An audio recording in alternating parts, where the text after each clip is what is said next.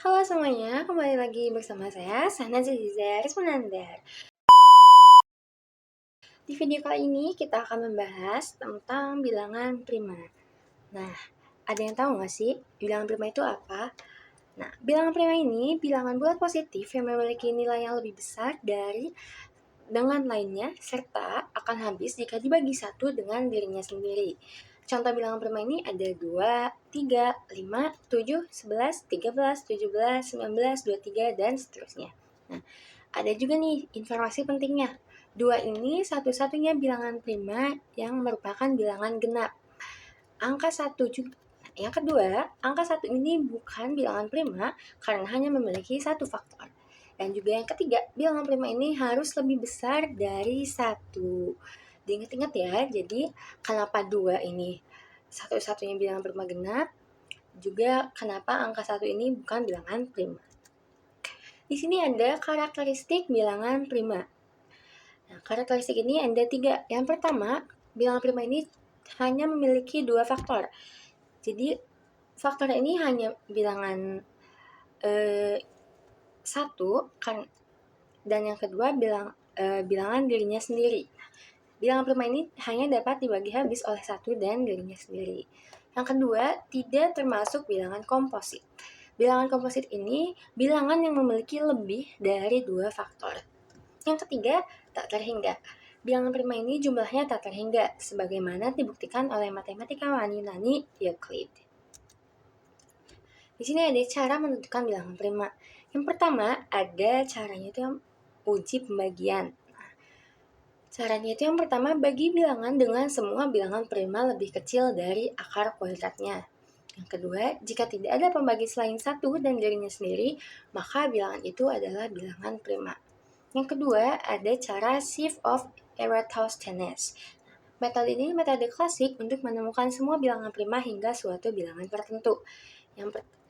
Jadi caranya itu yang pertama, buat daftar bilangan dari 2 hingga n.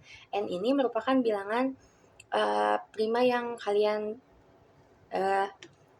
pilih gitu. Yang kedua, mulai dari bilangan 2, hapus kelipatan-kelipatannya. Yang ketiga, ulangi untuk bilangan berikutnya yang belum dihapus. Yang keempat, nah jadi bilangan yang tersisa ini merupakan bilangan prima. Di sini ada penerapan bilangan prima. Bilangan prima ini biasa diterapkan di berbagai aspek. Yang pertama ada di bagian kriptografi. Bilangan prima ini digunakan dalam algoritma enkripsi seperti RSA untuk melindungi data digital. Yang kedua, di teori bilangan. Digunakan dalam penelitian matematika untuk mempelajari pola bilangan. Yang ketiga, ada di pemrograman. Nah, berguna dalam algoritma dan pengujian bilangan besar. Yang keempat dan terakhir, ilmu pengetahuan komputer. Berperan dalam struktur data seperti hash table dan algoritma primalitas.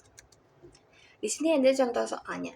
Tentukan apakah bilangan berikut adalah bilangan prima 21, 35, 37. Jadi kita harus membuktikan bahwa apakah 29, 35, dan 37 ini merupakan bilangan prima. Jadi yang pertama kita lakukan yaitu yang pertama tulis dulu angka 29-nya. Nah, 29 ini hanya memiliki faktor 1 dan 29. Jadi bilangan tersebut bilangan prima.